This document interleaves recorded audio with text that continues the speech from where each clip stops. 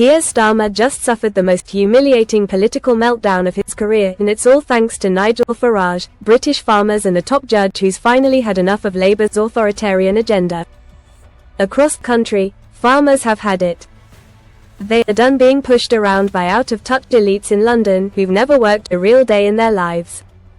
Starmer and his Labour cronies are ramming through a 20% inheritance tax on family farms worth over £1 million, and the backlash is explosive.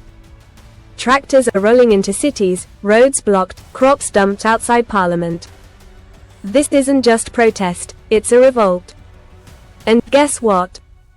Nigel Farage is backing them 100%. The farmers are saying loud and clear, "We feed this country and you will not steal our land to fund your failed policies." This tax will crush over 60% of farms. According to the National Farmers Union, families who've worked for land for generations gone bulldozed by Labour's ideological madness. But Starmer, he doesn't care. He's drunk on power. His first instinct, send in the police, crack down, arrest protesters, brand them extremists for daring to fight for their livelihoods. That's when the showdown began. Just as Labour's legal thugs started preparing mass arrests of peaceful demonstrators, Nigel Farage stepped in and blocked it cold. Reform MPs in Parliament demanded answers, exposed the authoritarian plot, and warned that any arrests would trigger nationwide outrage.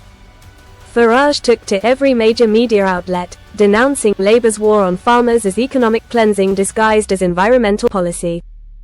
And he's right. But the story doesn't stop there, because in a stunning twist, one of the UK's top judges has issued a direct warning to Starmer's government. Back off. Sources close to judiciary have revealed that senior legal figures are deeply alarmed by Labour's push to criminalise peaceful protest. The judge, whose identity is being shielded due to political pressure, reportedly told colleagues that the arrests would amount to a gross abuse of power and risk setting a legal precedent that undermines the right to protest and property rights across the UK. Let that sink in. Even the judges are turning on Starmer now. Why? Because this isn't just about tax. This is about who owns Britain. Starmer's Labour wants to rip away land from working people who've built something real. And all of it in the name of net zero fantasies and wealth redistribution schemes that nobody voted for. He's leading support from every direction. Even Tony Blair. Tony Blair has started hinting that Starmer's green utopia is political suicide. Blair's think tank is openly warning Labour to rethink its net zero commitments, calling them unrealistic and economically reckless. And the pressure's coming from Farage, too.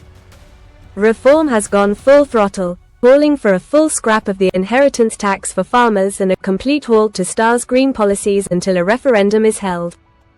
Starmer is trapped. On one side, Farage and the farmers on the other, his own eco-lib base demanding more taxes, more restrictions, and more power grabs. And in the middle, a nation sick to death of elite interference in their homes, jobs, and food. Let's be clear. This isn't a debate about tax brackets or carbon targets. This is a battle for the soul of Britain. Who do you trust to run the country? The man who stands with the people in the mud, on the farms, defending their land, or the career lawyer hiding behind the Human Rights Act, trying to crush dissent while playing environmental savior?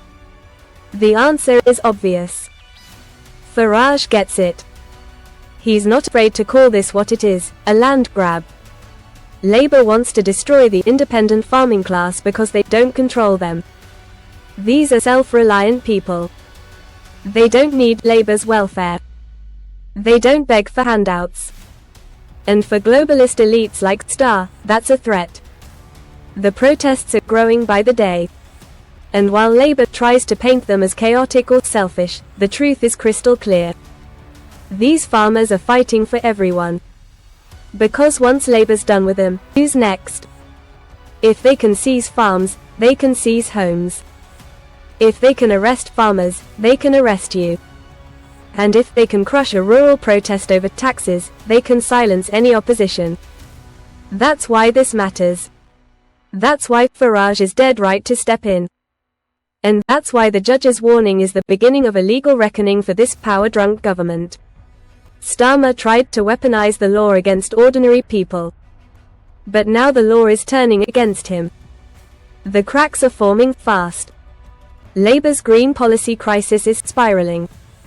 Their net zero delusion is being ripped apart not just by farmers and reform, but by their own allies.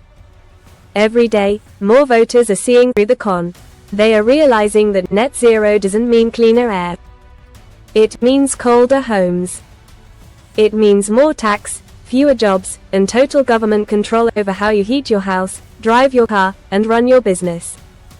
This is the hill they've chosen to die on, and they are losing. The farmers won't back down. Farage won't back down.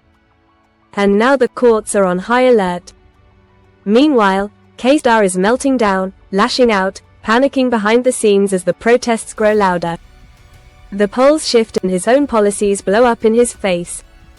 He thought he could waltz into Downing Street and run the country like a barrister in a courtroom, lecturing, ordering, punishing. But Britain's farmers aren't on trial. They are the resistance. And now with Nigel Farage leading the charge, the tables have turned. Starmer's war on the countryside has backfired spectacularly. The people are rising. The courts are watching. And Farage just handed Labour a brutal political defeat, one that could define the next election. This isn't over. It's only just begun. So, here we are, May 2025, and Keir Starmer is preparing to drag Britain backwards. Forget the promises. Forget the slogans. Forget the will of 17.4 million people because Labour is laying the groundwork for full-blown Brexit betrayal.